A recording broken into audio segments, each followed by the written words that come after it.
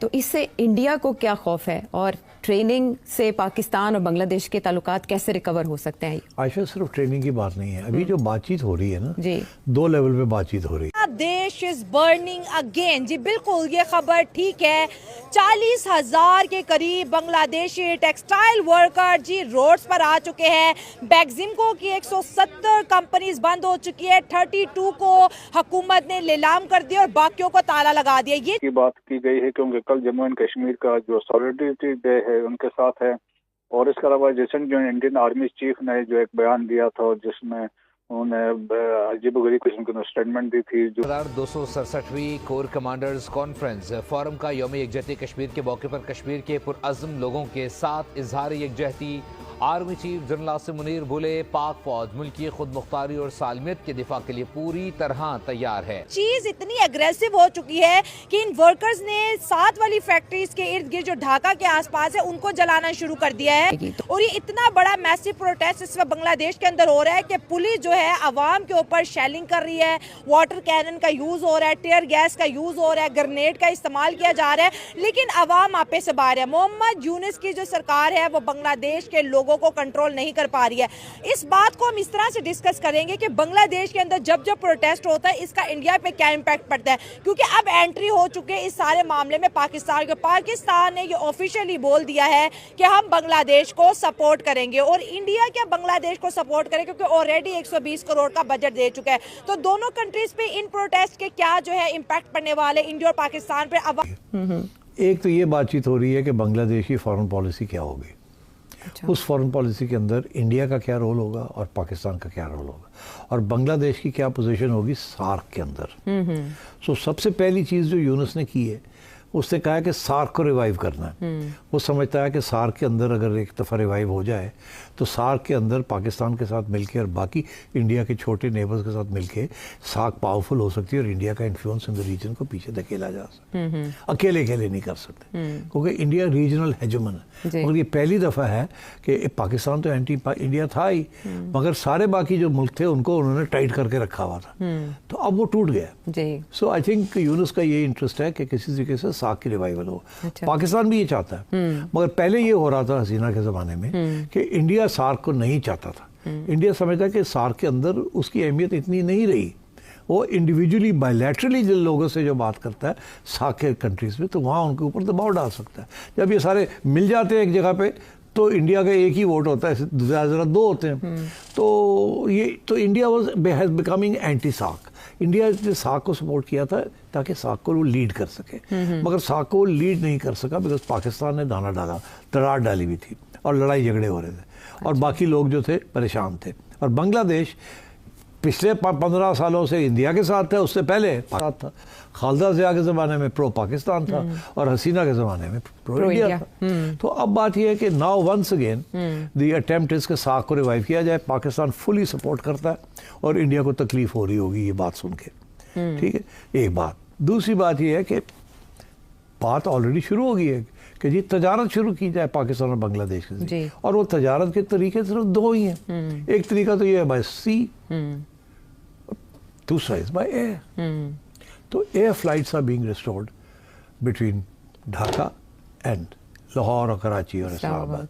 तो Pakistan Bangladesh overflying from over Indian territory flights restore हो रही है। अब शुरू में फ्लाइट्स में बंदे तो नहीं आए जाएंगे ना, it probably be a lot of cargo flights. So I think इस वक्त तजारत बहुत कम है। बांग्लादेश के अंदर एक ओपिनियन है आजकल के बांग्लादेश कि यार हमने तो इंडिया का साइड ली है, मगर India even after trade was band और लड़ाई झगड़े के बावजूद पाकिस्तान को $1 बिलियन से ज़्यादा की एक्सपोर्ट कर रहा था, और सानू उन्होंने रोके कि असी तजारत ही ना करिए। तो ये सारे फैक्ट्स एंड फिगर्स अब बाहर निकल रहे हैं। अच्छा। कि इंडिया तजारत कर रहा था पाकिस्तान के जरिए, वो आया दुबई और कुछ आइटम्स डायरेक्टली भी जा रहे थे और हमें रोका हुआ था। अच्छा। तो so there is a desire कि जी अब हम तजारत पाकिस्तान से शुरू करें। और सबसे बड़ा इंपॉर्टेंट आइटम उसमें इस टेक्सटाइल्स। पाकिस्तान की टेक्सटाइल इंडस्ट्री जो है इस वक्त जो कॉस्ट्स ऑफ प्रोडक्शन है टेक्सटाइल इंडस्ट्री में बहुत हाई हो गए। Energy costs, labour cost, inflation, all these things, cost of capital. तो हमारी टेक्सटाइल इंडस्ट्री जो है is in a bit of a trough, गिरी हुई है इस वक्त। ठीक, और बहुत से हमारे टेक्सटाइल मैग्नेट्स जो है वो सोच रहे हैं कि बांग्लादेश के अंदर फैक्ट्रीज लगा ली जाए, बिकॉज बांग्लादेश सारी कॉटन इंपोर्ट करता है और वो कॉटन जो है उससे वो वैल्यू ऐड करता है। वैल्यू ऐड का मतलब है गारमेंट्स बनाता है, क्योंकि इंपोर्ट तो कॉटन होगी मगर उसके बाद कपड़ा बनता है, कपड़े के बाद उसके ऊपर क्लोथिंग बनती है, गारमेंट्स बनते हैं। तो Bangladesh Pakistani textile is very good at creating yarn and also but not so good at value added. ये आहिस्ता आहिस्ता बन रही है वैल्यू एडेड भी, हमने शुरू कर दी। But Bangladesh is one of the world leaders in value added in garments and it is genuinely one of the world leaders. उनकी सारी एक्सपोर्ट ही है जी। तो अब हमारे कुछ लोग हैं जो वहाँ टेक्सटाइल मिल्स लगाना चाह रहे हैं और आपको ये भी हैरानगी होगी सुन के कि हमारा ये ख्याल था कि हम यहाँ इतनी कॉटन उगाते हैं, इतना पानी ज़ाया करते हैं, सब कुछ करते हैं और उसके बावजूद हम अभी भी यान जो है, अभी भी बहुत सा यान जो है इंपोर्ट कर रहे हैं। हालांकि कॉटन अगर यहाँ बनती है तो यहाँ यान बनना चाहिए, यान के बाद वैल्यू ऐड होनी चाहिए, गारमेंट्स बनने चाहिए। पहले तो यान बनाते थे और यान ही बेचते थे, कपड़े नहीं बनाते थे। अब यह है कि इतनी कॉटन की प्रोडक्शन भी गिर गई है तो कि जिसकी वजह से हमें अब यान इंपोर्ट करना पड़ रहा है। तो अब बात यह है कि लोग तो ये कहते हैं कि बेहतर यही है कि हम बांग्लादेश में जाएं जहाँ बिजली भी सस्ती है, जहाँ इतने लेबर कॉस्ट भी सस्ते हैं, जहाँ इंसेंटिव्स बहुत से हैं फॉर एक्सपोर्ट और एक पूरी वैल्यू एडेड की एक इंडस्ट्री लगी हुई है। So everybody can make lots of money. So these are the sort of opportunities that Pakistani businessman are looking at and Bangladeshi business are looking to make partnerships.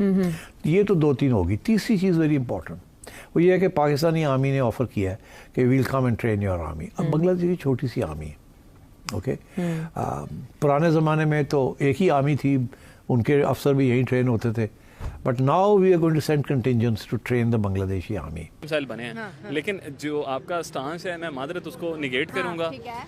Bangladesh की state policy थी जब 1971 में वो इंडिपेंडेंस उन्होंने ली तो जूट उनका था ना मेजर एक्सपोर्ट था। ठीक हो गया। तो उन्होंने with the passage of time realise किया कि कमिंग डेज में या कमिंग ईयर्स में जूट की इम्पोर्टेंस उतनी नहीं रहेगी, तो उन्होंने पैरेलल जो है ना वो अपनी गवर्नमेंट इंडस्ट्री जो है वो ग्रो किया और इसमें बहुत वो इनोवेशन लेके हैं। उन्होंने अपनी वुमेन एम्पावरमेंट की, वोकेशनल ट्रेनिंग की, स्किल डेवलपमेंट की, तो वो सारी चीज़ों को हम निगेट तो नहीं ना कर सकते। और डॉक्टर यूनस की बात करते चलें तो वो बंगला के ही नहीं पूरी दुनिया में इकोनॉमिक्स में तो उनको बड़ी एक इज्जत और एहतराम से देखा जाता है। उनकी माइक्रो इकोनॉमिक जो पॉलिसीज थी उन्होंने मिलियंस ऑफ विमेन को पॉवर्टी से निकाल के वो प्रॉस्पेरिटी में लाए। तो नोबेल प्राइज भी मिला हुआ है जी डॉक्टर यूनिस को, लेकिन उसके बावजूद भी बांग्लादेश के जो क्राइसिस हैं वो बढ़ते चले जा रहे हैं। इसमें इंडिया पे क्या इफेक्ट पड़ेगा और पाकिस्तान पे क्या पड़ेगा ये भी हमें डिस्कस करना बहुत ज़्यादा ज़रूरी है, क्योंकि अगर पड़ोसी मुल्क के अंदर गुर्बत होती है, जैसे ये स्ट्राइक की बात करें तो इन्होंने पहले जो है आसपास की फैक्ट्रीज में आग लगाना शुरू कर दी, फिर जो है पब्लिक ट्रांसपोर्ट को आग लगाना शुरू कर दिया, कभी जो है ढाका कॉलेज के जो है स्टूडेंट आग लगाना शुरू हो जाते हैं, प्रोटेस्ट करते हैं, तो कभी ढाका यूनिवर्सिटी के करते हैं। अब ये फैक्ट्री वाले भी आ गए हैं, तो अब ऐसा लगता है कि जो इन्वेस्टर हैं वो तो बांग्लादेश जाने से पहले 100 दफा सोचेंगे कि भाई यहाँ के जो लोग हैं, कभी अडानी कहते हैं मैं आपकी बिजली काट दूंगा, आपने मेरा बिल नहीं दिया हुआ, तो जिसका टका इतना स्ट्रॉन्ग था अब वो टका ऐसे लग रहा है कि वो भी IMF के दरवाजे पे खड़ा होने, क्योंकि अब सऊदी अरब के प्रिंस भी ये मानने लगे हैं कि भगवत गीता, रामायण और महाभारत वे ऑफ लाइफ है जो कि हमारी जिंदगी में आने वाली चुनौतियों से लड़ना सिखाती है और किस प्रकार शांतिपूर्वक अपना जीवन व्यतीत करना है, ये सब चीजें सिखाती हैं। और जैसा कि आरिफ अचाकिया जी ने बताया कि जब उन्होंने पहली बार भगवत गीता को पढ़ना स्टार्ट किया तो वो हैरान हो गए, क्योंकि भगवत गीता में कहीं भी किसी से नफरत करना नहीं सिखाया गया है। दोस्तों, बांग्लादेश के बुरे दिन अब शुरू हो गए हैं, मोहम्मद यूनुस के दिन भी अब पूरे हो चुके हैं। जी हाँ दोस्तों, 170 फैक्ट्रीज बंद हो गई हैं दोस्तों। जब बांग्लादेश का एक्सपोर्ट का काम था जो कि कपड़ों का था, मेनली यूरोप और USA करते थे, वो वाली फैक्ट्रीज ये बंद हो गई हैं और जहाँ से एड के पैसे आते थे वो भी बंद हो गए, जिसके बाद दोस्तों अब ये तय माना जा रहा है कि मोहम्मद यूनुस अब बांग्लादेश छोड़कर भाग सकते हैं किसी भी समय। अब ये समय है भारत की बैटिंग का, तो आगे आगे देखिए होता है क्या। और दोस्तों ऐसे ही वीडियोस अगर आपको चाहिए तो आप मेरे चैनल को सब्सक्राइब कर सकते हैं और हो सके तो वीडियो को लाइक भी कर दीजिएगा। मिलते हैं अगले अपडेट के साथ। जय हिंद, जय भारत।